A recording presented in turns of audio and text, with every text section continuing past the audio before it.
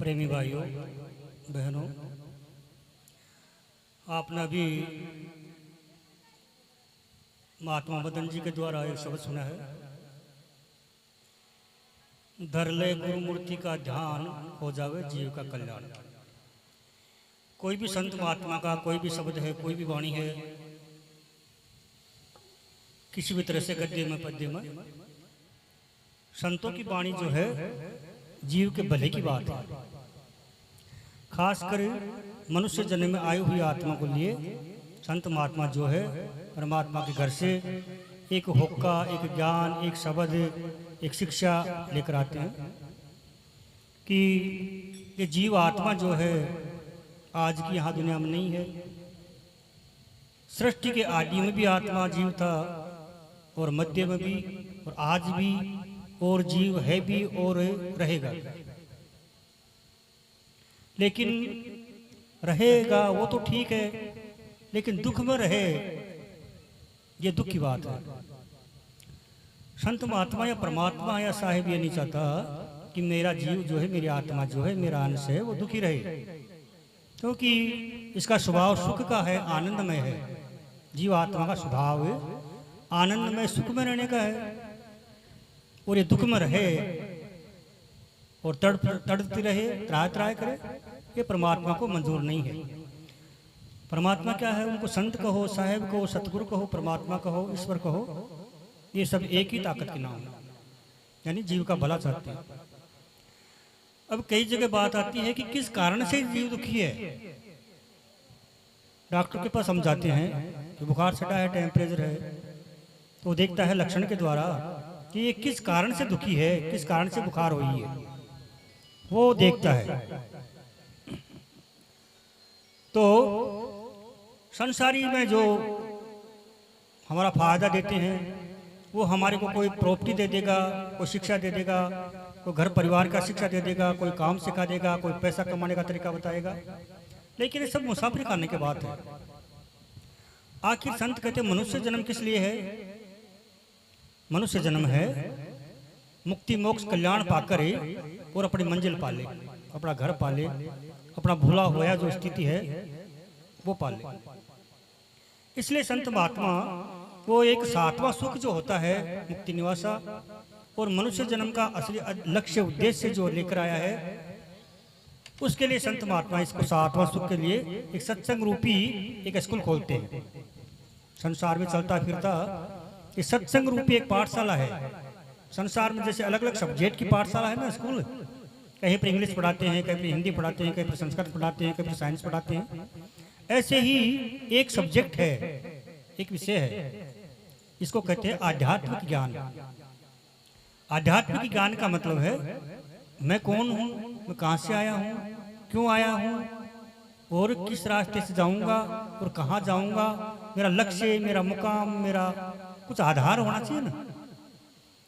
हम कभी गाड़ी में चढ़ जाते हैं और हमारे पास आधार नहीं है कि हम कहाँ जाएंगे, तो कंडक्टर कहेगा आपको कहाँ जाना है, हम बताना पड़ेगा ना कहाँ जाना है।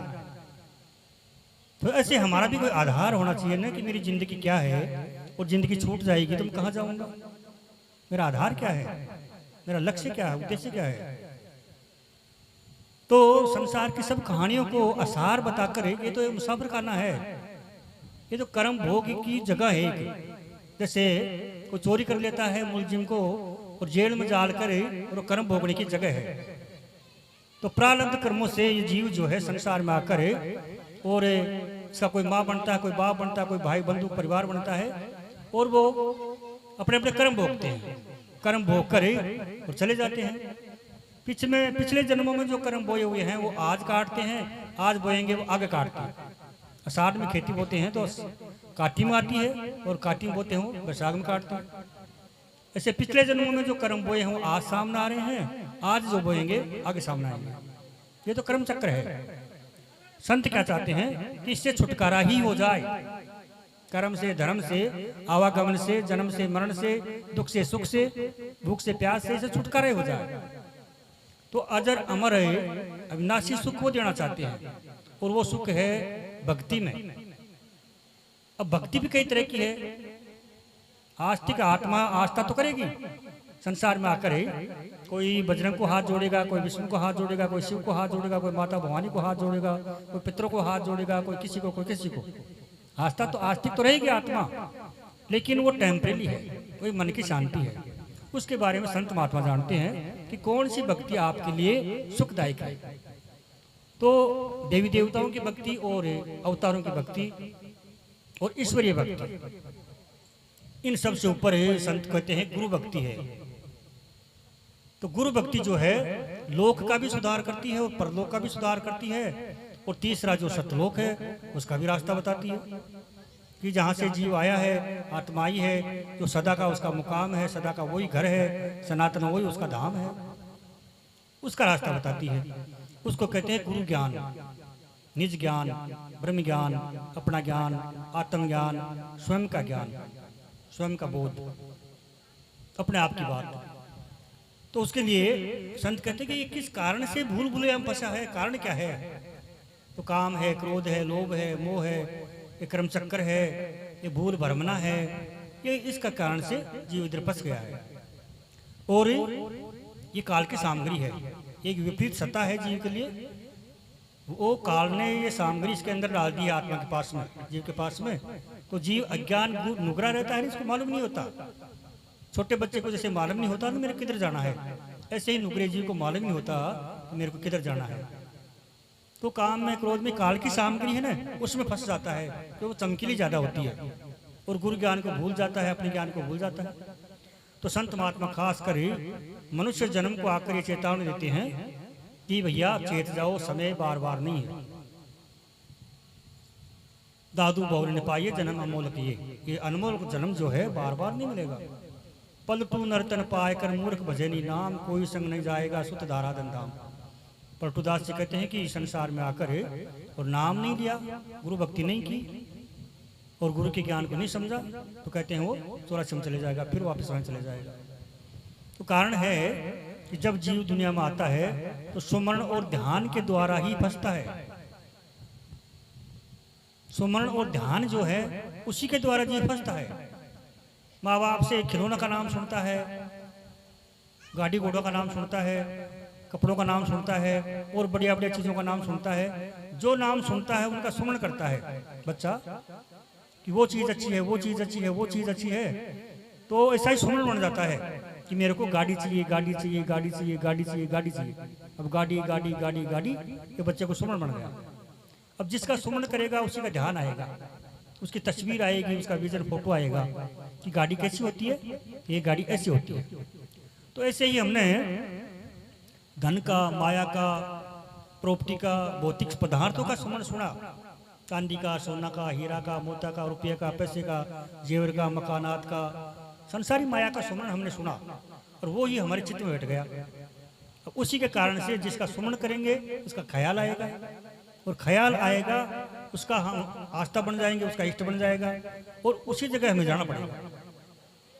तो कहते हैं संसार का ध्यान करोगे तो संसार में वापस आ जाओगे।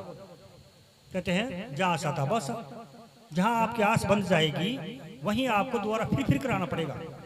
संसारी पदार्थों में आस बंध गई तो फिर वहीं चक्कर काटोगे। उसी को जन्म मरण कहते हैं, उसको आवागमन कहते हैं, उसको चौरासी कहते हैं। मनुष्य जन्म तो बार बार मिलता नहीं, मनुष्य जन्म बार बार नहीं मिलता। ये तो बड़ी मुश्किल से ये चांस मिलता है 3.5 करोड़ वर्ष में और 84 लाख योनियों में भटक कर। 84 लाख योनियों का काल भगवान ने चक्र बनाया है निरंजन ने। 4 खानों में बांट कर 84 लाख किस्म की योनियां बना दी और उनके अंदर वेदों में लिखते हैं शास्त्रों में कि वो चक्कर पूरा होता है तो कहते 3.5 करोड़ वर्ष लग जाते हैं जीव को, फिर जाकर दोबारा मनुष्य जन्म मिलता है और पता नहीं कैसी जगह जाकर मिले। अब की बार आपको अच्छा मिला है क्योंकि आप गुरु से प्यार करते हो, नाम से प्यार करते हो, सत्संग से प्यार करते हो, संतों से प्यार करते हो। इसलिए समझ लो अब की बार जो आपको मनुष्य जन्म मिला है तो बड़ा बेस्ट, बड़ा सुंदर, बड़ा सोना सुअवसर मिला, अच्छा मौका मिला है, तो इसे फायदा उठाना। तो शब्द के द्वारा बात ये आती है कि आपको सुमरण किसका करना है और ध्यान किसका करना है। जिस सुमरण से जीव को मुक्ति मिले, ज्ञान मिले और जिस ध्यान से आपको जीव का कल्याण हो वो आपको ध्यान करना है। तो कहते हैं देवी देवताओं को तो ध्यान करेंगे तो उनको तो हम देखते नहीं, नाम सुना सिर्फ, अवतारों को ध्यान करेंगे, उनकी तस्वीर देखी है मालूम नहीं है। राम जी की फोटो देखते हैं हम तो कैलेंडर देखते हैं, तरह तरह के छप जाते हैं अलग अलग तरह के। वो तो भगवान राम जी एक तरह के थे। तो आजकल तो देखते हैं तो एक्टरों के वो राम जी बन गए एक्टर, उनका तस्वीर लेकर उनको राम जी मानना शुरू कर दिया। अब यही ज्ञान नहीं है, वो तो एक एक्टर था, वो तो कुछ भी बन सकता है। तो आपके ध्यान के काबिल वो भी नहीं है। तो कहते आपके ध्यान के काबिल कौन है कि जो आपसे आपको ऊपर ले जा सके, उसकी सोच ऊंची हो और उसका धाम ऊंचा हो और उसका आवागमन ऊंचा हो, उसका आना जाना ऊंची जगह हो, यानी ज्ञान में हो, प्रेम में हो, परमात्मा में हो। ऐसे आदमी का आप यदि प्रेम करो, ध्यान करो ना, तो उसके जैसे आप बन जाओगे। जैसे का ध्यान करेंगे वैसे हम बन जाएंगे। तो धर ले गुरु मूर्ति का ध्यान। गुरु मूर्ति का मतलब है ये तो पत्थर की मूर्ति होती है, उसका मतलब नहीं है। एक देहीदारी शरीर की 5 तत्व की मूर्ति होती है। इसके लिए बताया है यदि ऐसा गुरु हो 5 तत्व वाला, उससे ठीक है। पत्थर की मूर्ति से 5 तत्व का जीवता जागता जो इंसान है ना, उससे बेहतर है, ठीक है। क्यों कि वो आपकी बात सुनेगा, आपकी बात को समझेगा, उसके बारे में आपको उत्तर देगा, उसका जवाब देगा, आपको स्थिति अवस्था समय देकर आपको उसका सलाह देगा, ज्ञान देगा। और गुरु का निर्गु नैन और माता सत का नूर है 3 साथा। ऐसा साधु संत महात्माओं में ऐसा गुरु जो परमात्मा में लीन रहता है, उसको परमात्मा, पहली बात आ गई ना, उसको परमात्मा कहो, शब्द कहो, सतपुरुष कहो, साहेब कहो, उसमें जो लीन रहता है, खाते पीते चलते सोते जागते और जीवन पर्यंत तक। ऐसे नहीं आज उधर आज उधर आज इधर, ऐसा नहीं। साधु संत महात्मा होते हैं ना, वो पहले से ही साधु होते हैं, वो जन्म जात से ही वो संत होते हैं। और बचपन से उनका हाव भाव ऐसा होता है, जवानी में उनका हाव भाव ऐसा ही होता है, और बुढ़ापे में अंत तक, जीवन पर्यंत तक जो साधुता में रहते हैं वो साधु है। उनका आपको गरीबी नहीं देखनी, अमीरी नहीं देखनी, पढ़ाई नहीं देखनी, ओहदा नहीं देखना, पद नहीं देखना, समाज नहीं देखना, जाति नहीं देखनी, धर्म नहीं देखना, मजहब नहीं देखना। साधु शब्दा परखिए भीर पर्या करनार, सूरा को जब परखे रणबाजे तलवार। उस साधु का शब्द देखना है, उसका व्यवहार देखना है, अपने प्रति अपना हित चाहता है कि नहीं, वो मेरे प्रति वो क्या चाहता है। गुरु तो है लेकिन मेरे प्रति क्या चाहता है, मेरे को क्यों बैठाया है, क्यों इकट्ठा किया है। तो हर साधु संत का मतलब है कि वो हमारा हित चाहते हैं, हमारा भला चाहते हैं, कि हमारे पास कोई भी आए वो सुख पावे, हमारी कोई भी बात को समझ करे और सुख पावे, आराम से रहे और उसका जीव का कल्याण हो जाए। ये गुरु का भाव होता है। तरवर सरवर संत संतोता वर्ष में परमार्थ के कारण चारुधारी दे। ये तरवर यानी पेड़ पौधा, सरवर यानी तालाब, नदी, सरोवर, ये संत महात्मा इसलिए आते हैं कि इनके द्वारा जीवों का भला होता है। वो कहीं भी जाते हैं, खाते हैं, पीते हैं, मिलते हैं, जुलते हैं, व्यवहार करते हैं, और उनके संपर्क हम जाते हैं। किसी जीव का आकाज नहीं होता, भले ही हमको नहीं दिखाई दे। तो हम मनमुखी है, मायामुखी है ना, तो हमारे को चाहे ना तो दिखाई दे, लेकिन आगे पीछे अबेर सवेर संत से मिलने वाले जीव का आकाज नहीं होता, भला ही होता है। तो कहते हैं धर ले गुरु मूर्ति का ध्यान। एक तो मूर्ति पत्थर की, दूसरी शरीर की, तीसरी होती है शब्द की। शब्द का मतलब जो गुरु के द्वारा जो ज्ञान दिया जाता है, वो शब्द दिया जाता है, उस वो हमारे ख्याल में घूमे। तो गुरु महाराज ने आज ऐसी बात बताई, गुरु महाराज ने ये बात बताई, आज ऐसी बात बताई, आज ऐसी बात बताई। तो उस बात में ख्याल में रहना उसमें, और उसी को शब्द योग में बताया है कि अंदर आप एक चित्त हो जाओगे ना, तो वो ही शब्दों का, वही ज्ञान का एक प्रकाश में पुंज आपके अंदर प्रकट हो जाएगा, उजाला होगा। तो उजाला ज्ञान का भी है, शिक्षा का भी है, उपदेश का भी है और शब्द का भी है। अब यानी आपका अंधेरा गायब हो जाएगा। आपके अंदर जो अज्ञानता है, जो भूल भ्रम है कि मैं किधर जा रहा था, देखो किधर भटक रहा था, कैसी भक्ति कर रहा था, कैसे कर्म भर में फंसा था, कहाँ उड़ रहा था।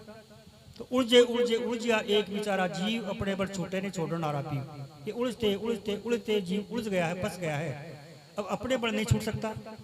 जब गुरु समर्थ मिले इसको, और उस जगह जब फंसा है उसके बारे में बतावे कि देख बेटा तू कहाँ बैठा है, तेरे को यहाँ नहीं होना चाहिए, तेरे को यहाँ होना चाहिए।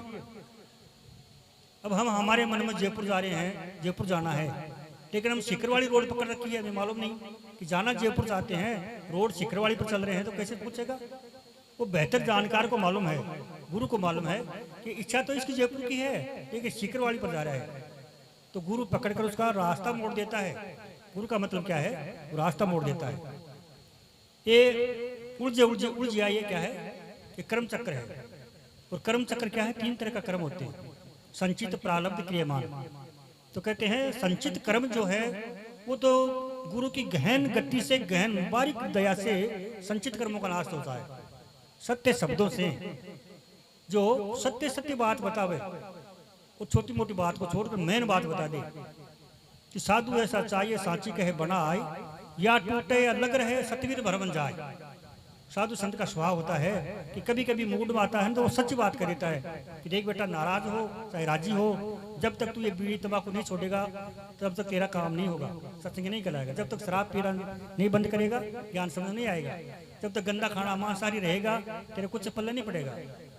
ये खरी कहेगा। तो कहते हैं खरी किए बिना से ज्ञान वो लगता नहीं उसको, या टूटे या लग रहे, या तो फायदा ले ले या फिर चले जाए। उसको नहीं लिखा है तो चले जाएगा, उसको लिखा है, समय अच्छा है तो गुरु की बात मान लेगा। तो संचित कर्म जो है सत्य शब्दों से यानी खरे बात से संचित कर्म नाश होते हैं। सतगुरु साहेब जो सतलोक से आता है, जो सतनाम लेकर आता है और सूरत के हित आता है, जीव के काज के लिए आता है, वो सत्य बात कहेगा,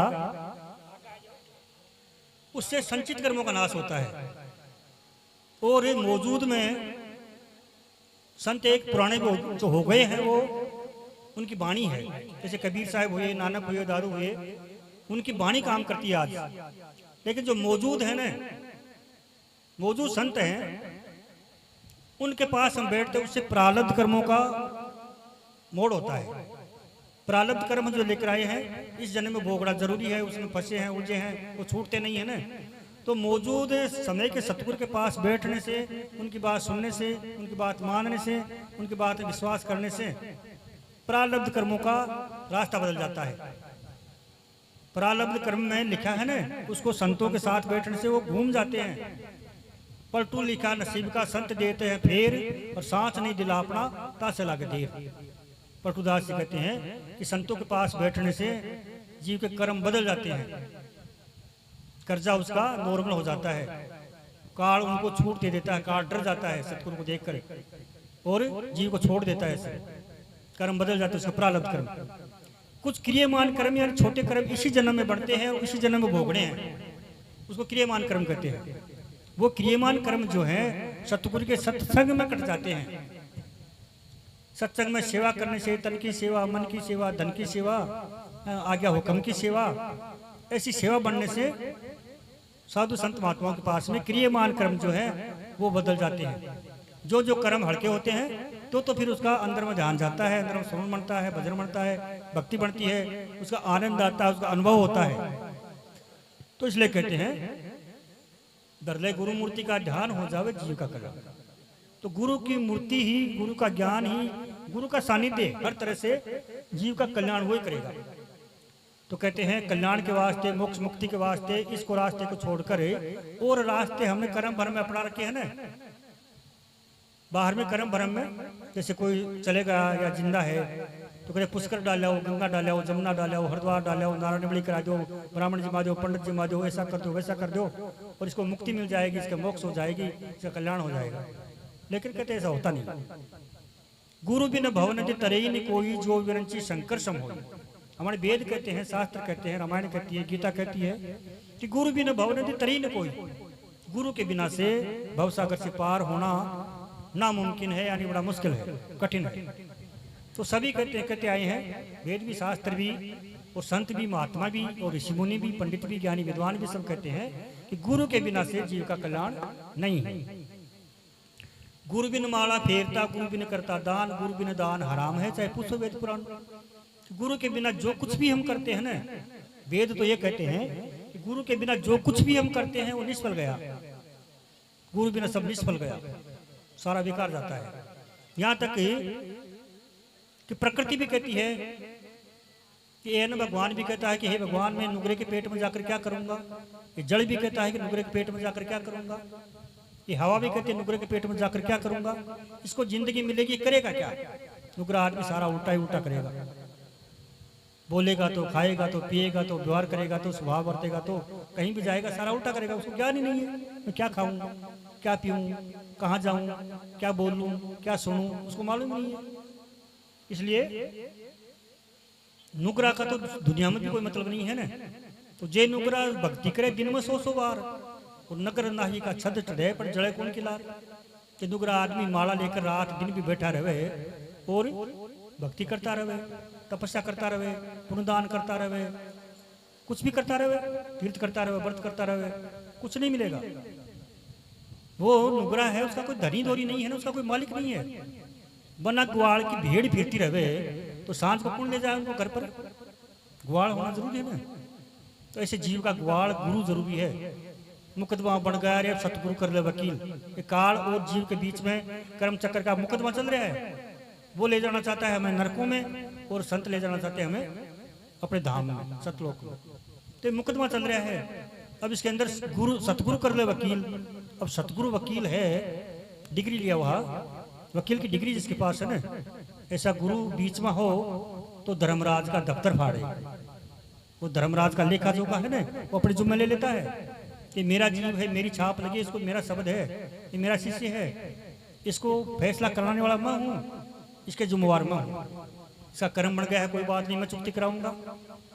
तेरा कुछ खा पी लिया है तो मैं चुकती कराऊंगा, लेकिन इसको तू नरक में नहीं डाल सकता, 84 में जन्म मरण में नहीं डाल सकता। इसको दोबारा मनुष्य जन्म जरूर मिलेगा, क्या फिर मोक्ष हो जाएगा। गुरु चले गया ना वहां पर।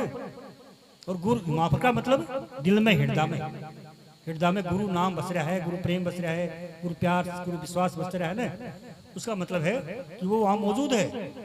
तो मौजूद गुरु है तो वो नरक में नहीं जा सकता, 84 में नहीं जा सकता। सोना काई ना लगे लोहा गुण नहीं खाए, बुरा भला जो गुरु भगति कभी नरक नहीं जाए। जैसे सोना को काई नहीं लगती, लोह को घुड़ने लगता, ऐसे ही बुरा भला छोटा मोटा भी, यानी कम ज्ञानी भी, यानी भोला भी हो, प्रेमी हो, श्रद्धालु हो, विश्वासी हो, ज्ञान कम आता हो, सेवा कम बनती हो, पैसा कम दिया जाता हो, श्रद्धा कम हो, लेकिन विश्वास गुरु एक गुरु के प्रति, गुरु एक होना चाहिए। गुरु भक्ति में क्या है, पतिव्रत धर्म की तरह है ये। गुरु एक ही होता है, उसी को मान लिया जाता है, फिर वो बदलता नहीं है। तो एक के सादा सब सदे सब सादा सब जा दादू फिर सब मूल के फिले फले गाय। एक को पकड़ ले, एक जड़ को, यानी गुरु शब्द एक जड़ है, सबकी जड़ है शब्द।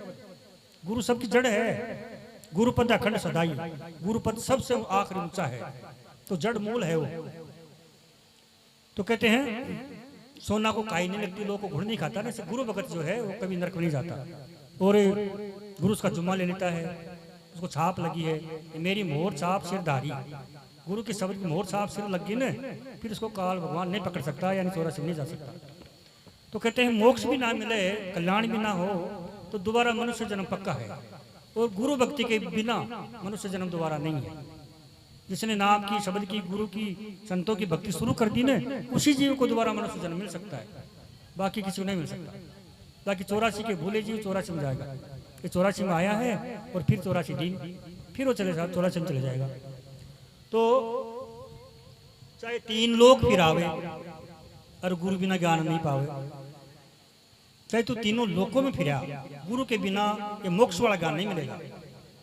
वो वाचक ज्ञान मिल जाएगा, वेदांत का ज्ञान मिल जाएगा, संसारी ज्ञान मिल जाएगा, भौतिक ज्ञान मिल जाएगा, विद्या का ज्ञान मिल जाएगा, तपस्या का ज्ञान, दान पुण्य का ज्ञान मिल जाएगा, तीर्थों व्रतों का ज्ञान मिल जाएगा, देवी देवताओं का ज्ञान मिल जाएगा। लेकिन आत्मा के कल्याण वाला जो ज्ञान है ना, वो तो गुरु के पास मिलेगा, और समय के गुरु के पास मिलेगा। समय का, अपने समय का जो गुरु मिल जाएगा हमें, उससे के द्वारा मिलेगा। तो कहते हैं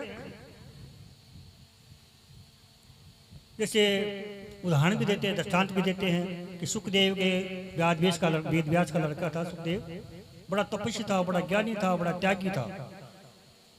कुछ नहीं, पक्का तपस्वी था, निर्मोह था, कुछ जरूरत नहीं उसको, बड़ा त्यागी। लेकिन सतगुरु नहीं था उसको, ज्ञानी नहीं, गुरु नहीं था उसको।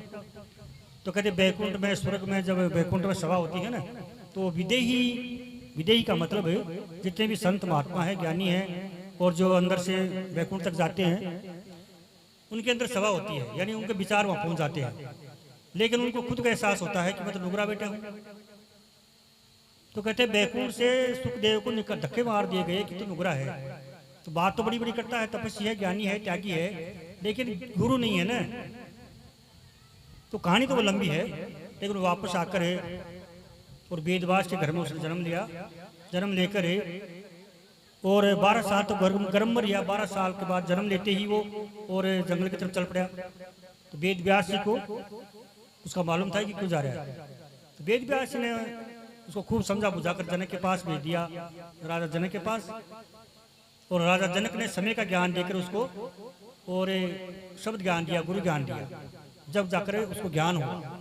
ऐसे ही जनक की खुद की बात है, ऐसे ही सुखदेव की बात है, ऐसे ही और संतों की कईयों की बात है, नारद की खुद की बात है। वो भी कहानी हमने सुनी है कि नारद जी को भी विष्णु भगवान ने कहा कि आप नुकरे हो और आप वैकुंठ में आदर नहीं पा सकते और आप हो सकता है 84 में जा सकते हो। तो उसने भी कालूकीर को गुरु बनाया। तो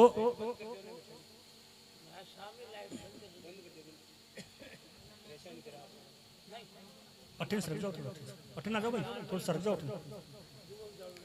इसलिए गुरु बिन ज्ञान नहीं उपजे, गुरु बिन मिटे न दोष, गुरु बिन लखे न सत्य को, गुरु बिन मिले न मोक्ष। तो गुरु बिना से गुरु बिन ज्ञान नहीं उपजे। एक ज्ञान हमारे अंदर है, ये सोया हुआ है और जागृत गुरु हमें मिलता है। तो सोया हुआ ज्ञान जो है हमारा गुरु जगा देते हैं। और गुरु बिन मिटे दोष, जो हमारे अंदर इंद्रियों के दोष हैं, विषयों के दोष हैं, काम क्रोध के दोष हैं, वो गुरु के बिना से नहीं मिटते। कि गुरु के बिना से हमें मालूम नहीं है ना कि क्या दोष है, क्या अच्छा है, क्या बुरा है, क्या भला है, हमें मालूम नहीं है ना। तो गुरु के बिना दोष भी नहीं मिटते और गुरु के बिना ज्ञान भी नहीं होता और गुरु के बिना मोक्ष भी नहीं मिलता। तो 3 लोग फिर आवे, गुरु बिना ठोर न पावे। गुरु के बिना से ज्ञान होता नहीं है। तो ये आज विशेष बात क्या है, ये भी हम सुनते हैं ना कि आज गुरु पूर्णिमा है, गुरु पूर्णिमा है, गुरु पूर्णिमा है। तो हर चीज का एक